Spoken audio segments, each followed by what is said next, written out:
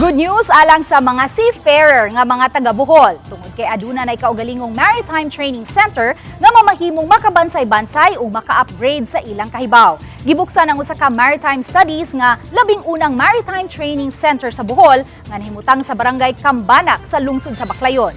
Mitambong ang mga tagduma sa Maritime Training Center ug sa mga opisyal sa lalawigan sa Bohol ug ang Maritime Industry Authority ug ubang mga opisyal. Matud ni Dr. Glenn Mark Blasquez, presidente sa training center nga ang Bohol mao'y top 5 producer ug mga seafarer sa nasod.